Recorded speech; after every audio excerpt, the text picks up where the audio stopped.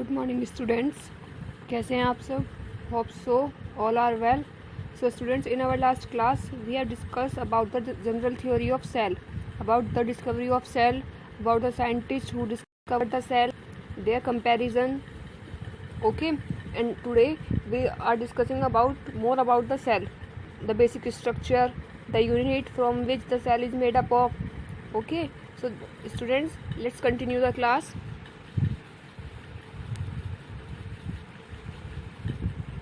मैंने आपको कल भी बताया था और आप देख भी सकते हैं, all organism are made up of one or more sales. ठीक है, मैंने बताया था कि एक ऑर्गेनिज्म चाहे वो यूनिसेलुलर हो चाहे मल्टी सेलुलर हो, हमेशा सेल से मिलके बनता है. अगर कोई सेल से मिलके नहीं बन रहा है तो दैट्स मीन वो लिविंग नहीं है. लिविंग होने के लिए बेसिक रिक्वायरमेंट क्या है कि उसके पास सेल होनी चाहिए. Doesn't matter one or more than one, or it may be a half, but it is necessary that they have a cell. Okay, so there is virtually no, देखिए आगे लिख भी दिया इसने, there is virtually no living being in biological world except virus which is not cellular. Virus को छोड़ के पूरे यूनिवर्स में या पूरी दुनिया में कोई भी लिविंग फॉर्म ऐसी नहीं है जिसके पास सेल ना हो. ठीक है, कहोगे मैम फिर वायरस तो एक्सेप्शन केस हो गया, थ्योरी का एक्सेप्शन तो मिल गया, बट नहीं, वायरस खुद में ही बहुत बड़ा एक्सेप्शन है. वायरस के बारे में हम लास्ट में पढ़ेंगे, at the last of the chapter, but the real fact is that there is no any living form which exist without the cell. Okay, a cell may be defined as the structural and functional unit of all life forms.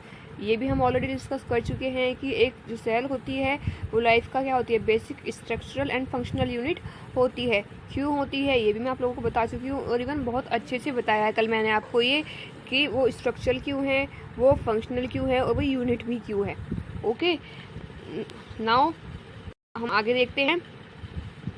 Certain organism are made up of a single cell. कुछ organism ऐसे होते हैं जो सिर्फ एक cell से मिलके बनते हैं, जिन्हें हम क्या कहते हैं, यूनिसेलुलर कहते हैं. Those organism which made up of a single cell only are called unicellular organism. Okay, examples इसका अमीबा, आप लोग क्लास 8 में पढ़ के आए हैं अमीबा के बारे में. Euglena, paramecium, chlamydomonas. Okay, bacteria, ये तो सिर्फ कुछ एग्जाम्पल है, वरना बहुत सारे होते हैं. जैसे हमारा वॉलवॉक्स होता है, स्पायरोगायरा होता है, ठीक है, ईस्ट होता है, प्लेनेरिया होता है, ये सब हमारे किसके एग्जाम्पल्स होते हैं, यूनिसेलुलर के होते हैं. और वो ऑर्गेनिज्म जो एक से ज़्यादा सेल से मिल के बनते हैं, doesn't matter how much, but the condition is that more than one. अब मोर देन वन 2 भी हो सकता है, 4 भी हो सकता है, 6 भी हो सकता है, 1000 भी हो सकता है, लाख भी हो सकता है, करोड़ में भी हो सकता है. It may be a million, billion और ट्रिलियन. ओके, सो जो ऑर्गेनिज्म एक से ज़्यादा सेल से मिलके बनता है उसको हम क्या कहते हैं, मल्टी सेलुलर ऑर्गेनिज्म कहते हैं. Multi denotes for many. ठीक है, मल्टी का मतलब क्या होता है, मैनी, और सेलुलर का मतलब क्या होता है, सेल. ऐसे ही हमेशा यूनि का मतलब क्या होता है, यूनि का मतलब होता है वन. आप लोग उसमें मैथ्स में पढ़ते भी होंगे, ठीक है ना, यूनिमोलिकुलर या यूनि, बाई, ट्राई, ये सब हम मैथ्स में पढ़ते हैं. सो एग्जाम्पल क्या है हमारा मल्टी सेलुलर का, fungi, plants, animals, even human being itself is a multicellular organism. Okay, every multicellular organism has come from a single cell. मैंने कल बताया था ना कि इट्स अमेज, हम हमारी इतनी बड़ी बॉडी, हम लोग खुद इतने बड़े हैं और हम किससे आए हैं, सिर्फ एक सिंगल सेल से आए हैं. तो a multicellular organism is also made up of a single cell. Cell divides to produce cell of their own kind. Cell की खास बात क्या होती है कि सेल कंटिन्यू डिवाइड होती ही रहती है और अपनी जैसी और सेल्स बनाती रहती है. 1 डिवाइड हुई 2 में, 2 डिवाइड हुई 4 में, 4 डिवाइड हुई 8 में, 8 डिवाइड हुई 16 में, 16 डिवाइड हुई 36 में, ठीक है, 36 में. And the same process goes on continue. All cells thus come from the most important point. This is the cell theory, जो हमारी माइक्रोग्राफिया बुक है जिसमें साइंटिस्ट रॉबर्ट हुक ने सेल की पूरी थ्योरी दी है. उसके कुछ मेन पोस्टुलेट्स होते हैं जो हमें क्लास 9th में और 10th में पढ़ने होते हैं. अब पूरी बुक तो हम पढ़ नहीं सकते ना सिर्फ एक टॉपिक को लेके, तो कुछ मेन पॉइंट्स हैं जो उन्होंने उस बुक में दिए थे. ये जो समरी है पूरी बुक का, तो the first point is that, जो फर्स्ट पॉइंट है वो तो एक तो हम पढ़ चुके हैं, all living form comprises of cell. जितनी भी लिविंग फॉर्म है वो किससे, सेल से मिलके बनी है. ठीक है, द सेकेंड पॉइंट या second postulate of the cell theory is that all cells thus come from the pre existing cells. हमेशा नई सेल पुरानी सेल से ही आती है. कभी भी सेल को हम खुद से नहीं बना सकते. ठीक है। जैसे कि हम लोग हमारे पेरेंट्स से आए हैं, हमारे पेरेंट्स हमारे ग्रैंड पेरेंट्स से आए हैं, और ये प्रोसेस कंटिन्यू चलता रहेगा इन फ्यूचर भी। तो हमेशा नई सेल किससे बनती है? पुराने सेल से बनती है। सेल्स को फिर हम किस में ग्रुप करते हैं? Cell made tissue, tissue make organ, and organ make organ system, and organ system make an organism और अ कंप्लीट बॉडी। कुछ याद आया? कल कुछ बताया था मैंने आप लोगों को, मतलब कल नहीं बोल सकते, हमारी जो लास्ट क्लास थी उसमें मैंने आप लोगों को ये बताया था कि वही रूम वाला पूरा घर कैसे बनता है, वही एग्जाम्पल लेके, ठीक है। अगर किसी स्टूडेंट ने प्रीवियस वीडियो नहीं देखी, इससे पहले वाली वीडियो, तो पहले यूट्यूब पे जाओ, स्कूल के चैनल को ओपन करो, वो वाली वीडियो देखो, ठीक है। Different body parts in them perform different function.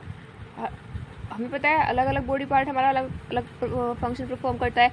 कानों से हम देख नहीं सकते, आंखों से हम सुन नहीं सकते, नोज से हम खा नहीं सकते, तो सबका अपना एक पर्टिकुलर फंक्शन होता है जो पर्टिकुलर ऑर्गन के थ्रू ही परफॉर्म किया जाता है। The third postulate about the cell theory is that there is a division of labour, division of labour in multicellular. देखिए इसको हम कैसे समझेंगे? एक काम है, ठीक है, सपोज किसी को एक दीवार बनानी है, अगर उसको एक इंसान मिलके बनाएगा तो वो दीवार बनाने में कितना टाइम लग जाएगा? 2 या 3 दिन लग जाएंगे। लेकिन अगर सेम वॉल को, सेम दीवार को 4 से 5 लोग मिलके बनाएंगे तो वो एक दिन में बन जाएगी, ठीक है। एक काम जब बहुत सारे लोगों में डिवाइड हो जाता है तो उसमें क्या कह देते हैं? डिवीजन ऑफ लेबर कह देते हैं, ठीक है। तो ऐसे ही जब एक फंक्शन, एक काम, तो क्या होता है, वो बहुत सारी सेल्स में क्या हो जाता है? डिवाइड हो जाता है, तो उसे हम क्या कहते हैं? डिवीजन ऑफ लेबर बोलते हैं। अब वैसे तो क्या होता है, अगर यूनिसेलुलर ऑर्गेनिज्म होगा उसमें तो एक सेल है, अब एक सेल को ही सारे काम करने पड़ेंगे, टू दैट बॉडी के जितने भी फंक्शंस हैं वो सिंगल सेल परफॉर्म करेगी, तो उसको टाइम ज़्यादा लगेगा सारे फंक्शंस को परफॉर्म करने में। But what about in multi cellular organism? Multi cellular में क्या होगा? काफ़ी सारी सेल्स हैं, ठीक है ना, काफ़ी सारी सेल्स होती हैं, तो वो क्या कर लेंगी? सब अपने काम को आपस में डिवाइड कर लेती हैं, बांट लेती हैं। काम को डिवाइड करने की, बांटने की वजह से क्या होता है? वो काम फटाफट हो जाता है। जैसे कि अगर आपको मैम ने काम दिया है, कोई स्कूल में प्रोग्राम है, फंक्शन है, और आपको काम दिया है कि आपको उसे ऑर्गेनाइज करना है, अगर एक अकेला बंदा उसको ऑर्गेनाइज करेगा तो बहुत टाइम लग जाएगा, उसको अप्रोक्स 1 वीक लग जाएगा। लेकिन अगर एक पूरी क्लास क्या करती है, उस फंक्शन को क्या करती है? प्रोग्राम को ऑर्गेनाइज करती है, तो वो बहुत जल्दी उसको पूरा प्रिपेयर कर लेते हैं, उसको क्या कर देते हैं? बिल्कुल कंप्लीट कर देते हैं। तो ये तो हमारा क्या होता है? डिवीजन ऑफ लेबर होता है, ठीक है। जैसे कि देख सकते हैं, for example in case of human beings में क्या होता है? अलग अलग बॉडी पार्ट्स अलग अलग फंक्शन परफॉर्म करते हैं। जैसे कि हार्ट का काम क्या है? ब्लड को पंप करना। स्टमक का काम क्या है? खाने को डाइजेस्ट करना। स्टमक और इंटेस्टाइन का काम क्या है? खाने को डाइजेस्ट करना। लंग्स का काम क्या है? रेस्पिरेशन करना। किडनी का काम क्या है? एक्सक्रीशन करना। हमारी मसल्स का काम क्या है? मूवमेंट करना। तो सबका फंक्शन जो है वो अलग अलग डिवाइड हो गया ना, सो इसे ही हम क्या कहते हैं? हमारा डिवीजन ऑफ लेबर कहते हैं। एग्जाम्स में ये वर्ड बहुत ज़्यादा आता है कि डिवीजन ऑफ लेबर क्या होता है, ठीक है, तो उसको ध्यान से देखना, ध्यान से सुनना, ठीक है। आगे देखते हैं अब हम। Every cell has certain specific component in it. बिल्कुल ठीक बात है, हर सेल में क्या होता है? स्पेसिफिक कंपोनेंट होता है जिससे वो मिलकर बनती है। जैसे हमारी बॉडी है, हमारी बॉडी में स्पेसिफिक ऑर्गन्स हैं, उनसे मिलकर तो बॉडी बनी है। अगर वो ऑर्गन्स नहीं होंगे तो क्या बॉडी बन जाएगी? नो वे, ठीक है। सो ऐसे अब देख लेते हैं one of the most interesting. आगे देखते हैं, the cell perform a specific function. Okay, a cell is able to live and perform its function because of. एक सेल जो जिंदा है या जो अपने फंक्शन परफॉर्म कर पा रही है, वो किस वजह से कर पा रही है? क्योंकि उसके पास ये सब ऑर्गेनल्स है। जैसे हम लोग सर्वाइव क्यों कर पा रहे हैं? क्योंकि हमारे पास क्या है? ऑर्गन्स है। जैसे हमारे पास ऑर्गन्स हैं तो इसलिए हम सर्वाइव कर पा रहे हैं, ऐसे ही सेल भी तो एक लाइफ है, वो क्यों परफॉर्म कर पा रही है, क्यों सर्वाइव कर पा रही है? क्योंकि उसके पास ऑर्गेनल्स हैं। वो एक छोटी सी लिविंग फॉर्म है, इसलिए हम उसके ऑर्गन्स को ऑर्गेनल्स बोल देते हैं। और हम एक बड़ी लिविंग फॉर्म है, एक लाइफ फॉर्म है, तो हमारी जो ऑर्गन्स हैं वो जो हमारे पार्ट्स हैं उन्हें हम क्या कह देते हैं? ऑर्गन्स कह देते हैं। Thus a cell also has got division. तो उससे क्या होता है? सेल में भी क्या मिल जाता है? डिवीजन ऑफ लेबर मिल जाता है। जैसे कि वो आपको आगे समझ में आ जाएगा। हमारे सेल के पास अलग अलग ऑर्गन है। रेस्पिरेशन का अलग ऑर्गन है जिसको माइटोकॉन्ड्रिया बोलते हैं। डाइजेशन का अलग है जिसको हम लाइसोजाइम बोलते हैं, ठीक है। ट्रांसपोर्ट का अलग है जिसको हम एंडोप्लाज्मिक रेटिकुलम बोलते हैं। One of the most interesting thing about the cell is that they nearly always have the same. देखिए जो सबसे खास बात है सेल की वो क्या है कि जितनी भी सेल्स होती है उनका सबका बेसिक स्ट्रक्चर बड़ा सेम सा होता है, बड़ा कॉमन सा होता है, ठीक है। जैसे कि सिंगल सेल अमीबा में है, a brain cell of man, इस तरह से। This cell shape size and number. देखिए सेल का नंबर मैंने बता ही दिया है, वो it may be a unicellular और it may be a multi cellular. बात आती है सेल की शेप की। सेल का कोई पर्टिकुलर शेप नहीं होता. It may be an oval shape, it may be a square, it may be a spindle, it may be a round form, it may be a circular form. तो हमारी जो cell होती है उसको कोई भी पर्टिकुलर शेप नहीं होता. It's depend on the function which they perform. Depend करता है सेल को फंक्शन क्या करना है. सेल का जो शेप है और जो साइज़ है वो क्या फिक्स नहीं होता. डिपेंड करता है कि सेल को क्या फंक्शन करना है और कहाँ पे उसकी पोजीशन है, क्या लाई करती है. सपोज आइज़ की जो सेल है वो छोटी होंगी, हमारे हैंड्स में और जो लेग्स में सेल्स पाई जा रही है वो बड़ी होंगी. ठीक है, तो क्यों बात है कि उनका फंक्शन क्या है, उन्हें परफॉर्म क्या करना है. तो it's depend on the size and किस पे डिपेंड करेगा, वो फंक्शन पे डिपेंड करेगा और वो उनकी पोजीशन की लोकेशन पे भी डिपेंड करता है. जैसे कि अमीबा है, वो जिस तरह के इन्वायरमेंट में होगा उस तरह की शेप को गेन कर लेता है. इरेगुलर शेप होती है, कोई फिक्स शेप नहीं होती. सेल वेरी अगर मैं सेल की बात करती हूँ नंबर की, तो कुछ ऑर्गेनिज्म ऐसे हैं जिनमें 1 पाई जाती है, कुछ में 2 पाई जाती है, कुछ में 10, कुछ में 16, कुछ में 36, कुछ में 86, इस तरह से. और अगर मैं एक ह्यूमन बॉडी की बात करती हूँ, ह्यूमन बॉडी में कितनी सेल्स पाई जाती हैं, जो कि एक सर्वे से बोल सकते हैं कि एवरेज जो है वो है 10⁻14 ट्रिलियन. जैसे हम मिलियन बिलियन पढ़ते हैं, सेम ऐसे ही हमारा होता है ट्रिलियन. ठीक है, 10⁻14 ट्रिलियन सेल्स एक ह्यूमन बॉडी में पाई जाती हैं. ये MCQ पर्पज़ के लिए बहुत इंपॉर्टेंट क्वेश्चन है. Cell very in number, cell का जो नंबर है वो वेरी करता है, शेप भी वेरी करती है और साइज भी. नॉट ओनली इन एक ऑर्गेनिज्म, अलग अलग ऑर्गेनिज्म में ही नहीं बल्कि एक पूरे ऑर्गेनिज्म में, खुद हमारे में भी पता नहीं कितनी तरह की सेल्स होती होंगी, कितनी अलग अलग शेप्स की मिलती होंगी, अलग अलग साइज़ की मिलती होंगी. अगर मैं पूरे यूनिवर्स की सबसे छोटी सेल की बात करती हूँ, ठीक है, पूरे यूनिवर्स में जो सबसे छोटी सेल है वो हमारी क्या होती है, PPLO. PPLO की full form pleuro pneumonia like organism. ठीक है, इसे हम यहाँ पे ये जो P है ये P साइलेंट है, इसको क्या बोलते हैं, प्लूरो निमोनियो लाइक ऑर्गेनिज्म. कौन सा ऑर्गेनिज्म है ये एक बैक्टीरिया है जो क्या करता है, निमोनिया फीवर. जो बच्चों में निमोनिया फीवर हो जाता है ये उसको कॉज करता है, जिसकी डायमीटर कितनी है, 0.1 माइक्रोमीटर है. ठीक है, sporozoite of plasmodium malaria parasite is, आगे से बता रहा है largest cell in the whole world. पूरे वर्ल्ड में सबसे बड़ी सेल कौन सी है, वो है ऑस्ट्रिच एग. ऑस्ट्रिच का अंडा सबसे बड़ी सेल होती है. ठीक है, ऑस्ट्रिच का अंडा क्या होती है, सबसे बड़ी सेल होती है. जो बात कर रहे हैं पूरे यूनिवर्स की, पूरे यूनिवर्स में सबसे छोटी सेल कौन सी है, PPLO. सबसे बड़ी सेल कौन सी है, ऑस्ट्रिच एग. और अगर मैं ह्यूमन बॉडी की बात करती हूँ, ह्यूमन बॉडी में सबसे बड़ी सेल कौन सी होती है, nerve cell. The same cell which we are already discuss in the second chapter tissue. हाँ, हमने कुछ नर्वस टिश्यू जैसा पढ़ा था ना, वही सबसे बड़ी सेल है. ठीक है, ह्यूमन बॉडी के अंदर जो सबसे बड़ी सेल है वो कौन सी है, nerve cell, which make up the nervous tissue. Okay students, you get my point. And the smallest cell in human body. अब स्मॉलेस्ट सेल कौन सी है ह्यूमन बॉडी में, पूरी ह्यूमन बॉडी में. The smallest cell is different in males and in females. Males में अलग होती है और फीमेल्स में अलग होती है. मेल्स में सबसे छोटी सेल कौन सी होती है, स्पर्म होती है, और फीमेल्स में कौन सी होती है, अवम होती है. ये सब आपको मेरे नोट्स में मिल जाएगा जब मैं आपको नोट्स सेंड करूँगी.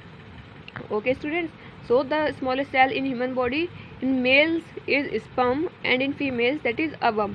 ओके, तो अब हमारे यहाँ पे सेल का बेसिक इंट्रो या सेल्स का इंट्रो खत्म हो जाता है. अब हमें आगे पढ़ना है from what cell is made up of. Cell किससे मिलके बनी है, जैसे हम ऑर्गन से मिलके बने हैं, ऑर्गन सिस्टम से मिलके बने हैं, घर ईंटों से मिलके बना है, इस तरह सेल किससे मिलके. ठीक है, सेल पूरी बॉडी बना रही है लेकिन वो भी तो किसी से मिलके बनी होगी. ठीक है भाई, ईंटों से पूरा घर बनता है लेकिन ईंटें भी तो किसी चीज़ से बनती हैं. ठीक है, तो आगे हमें देखनी है सेल ऑर्गेनिज्म देखते हैं. इसके लिए सबसे पहले हमें क्या पढ़ना होगा, प्लाज्मा मेम्ब्रेन, जिसको हम सेल मेम्ब्रेन भी कहते हैं.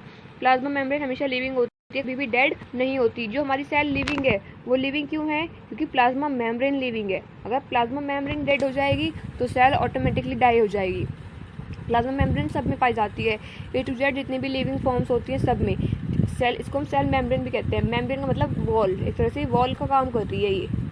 ये झिल्ली सी होती है एक तरह से. ये जैसे बहुत बारीक सी कोई झिल्ली सी होती है, कोई लेयर सी होती है, इस तरह हमारी सेल के बाहर बहुत पतली सी लेयर होती है, बहुत डेलिकेट होती है, बहुत नाजुक होती है, जो हमारी पूरी सेल को क्या प्रोटेक्शन देती है बाहर के एनवायरनमेंट से, बाहर के हार्मफुल चीज़ों से बचा के रखती है. आउटर मोस्ट कवरिंग, यह सेल की सबसे बाहर की कवरिंग होती है जो सेल को बाहर के एनवायरनमेंट से प्रोटेक्ट करके रखती है. सेल को एक पर्टिकुलर शेप देती है, पर्टिकुलर साइज देती है, पर्टिकुलर एक स्ट्रक्चर बनाती है. हमारे प्लाज्मा मेम्ब्रेन के अंदर जो लिक्विड पाया जाता है उसको कहते हैं प्रोटोप्लाज्म। प्लाज्मा से वर्ड आया है प्रोटोप्लाज्म। ओके, इसमें आप देख भी सकते हैं यहाँ पे क्या मिल रहा है, प्रोटोप्लाज्म। प्लाज्म वहाँ पे भी था, प्लाज्म यहाँ पे भी था। ये क्या करती है, अलाउ करती है क्या चीज़ें अंदर आएंगी क्या नहीं।